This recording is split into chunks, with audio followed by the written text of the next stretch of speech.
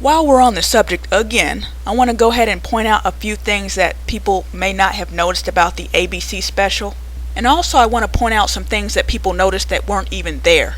I think in some cases people were having flashbacks from other shows they've seen, like Oprah's show or Tyra's show, and they started to hear things that weren't actually said. For one, I don't think people really listened to what the women talked about themselves. They just listened to what ABC said, and some of that got projected onto them. First of all, these women never talked about their jobs, except for the first one. She said something like, "It is sad to see that the majority of the defendants that we prosecute are black males." That's the only time any of them said anything about their jobs.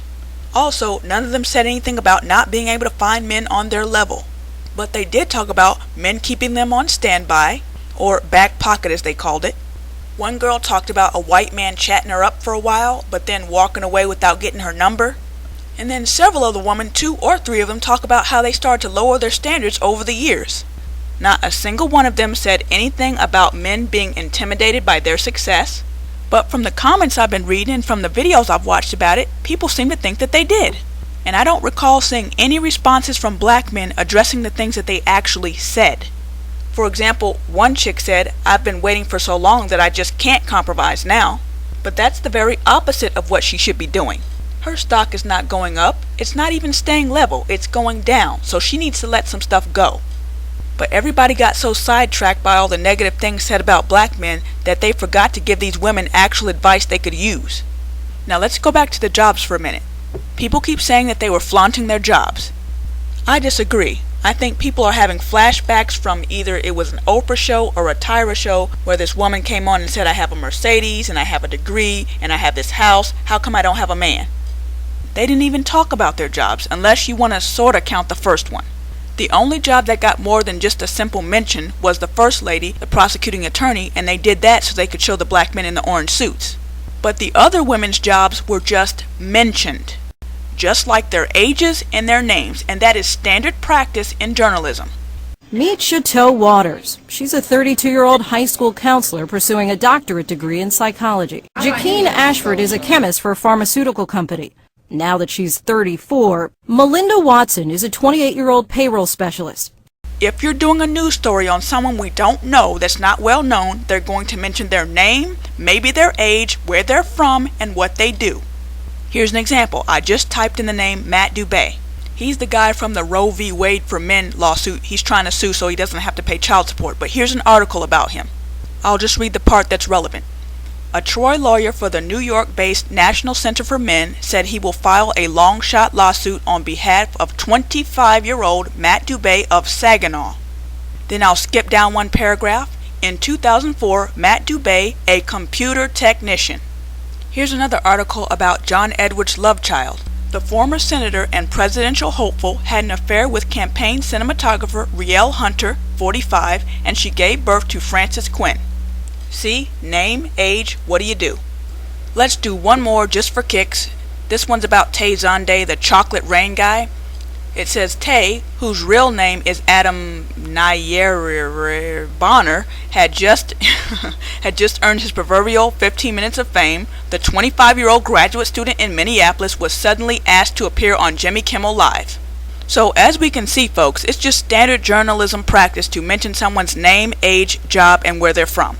They mention these things about people because it helps people who are watching the story know what kind of person they're dealing with. The kind of job that you have says a lot about you. If ABC had not mentioned their jobs, you all would have been sitting around wondering, well, what the hell do these women do? Do they sit around eating bonbons all day? Do they work at McDonald's? What the hell do they do? And like I said before, where you work says a lot about you. So if these women worked in a brothel or something, then that might explain why they're single. So they had to mention their jobs because, again, it's just standard journalism practice, but also so we know that these are normal, everyday people who go to work and, just normal. Their jobs were not flaunted, they were just mentioned. Another thing, these women caught a lot of flack for going on the show. Some people were calling them sellouts and pawns and different names. Now, while I do agree that they were pawns, I will withhold judgment on whether or not they're sellouts. It is possible that they could have participated in that story without knowing what they were getting into. They might have been contacted by ABC who said, "Hey, we're doing a story on professional single black women and we're going to have Steve Harvey involved. Are you interested?" And they probably said, "Sure, why not?" We'll go on the show, discuss this problem we're having, meet Steve Harvey, and hey, maybe even a guy will see me on the show and try to hit me up. So they go on the show, talk about their experiences, all their white friends are getting married by this age and kids by that age, or white dudes talk to me but they don't ask me for my number, or my height requirement used to be this and then I lowered it down to this, or I do know some eligible bachelors but they want to keep you in their back pocket rather than settle down with you.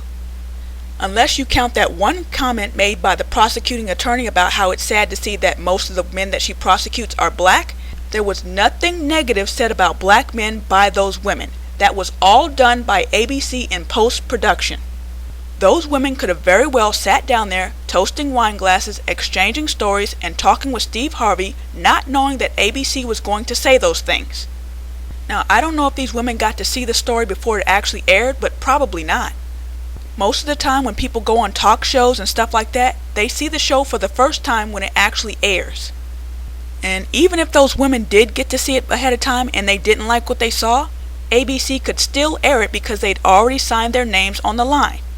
So instead of jumping down these women's throats, because maybe they deserve it and maybe they don't, let's just take this as a cautionary tale.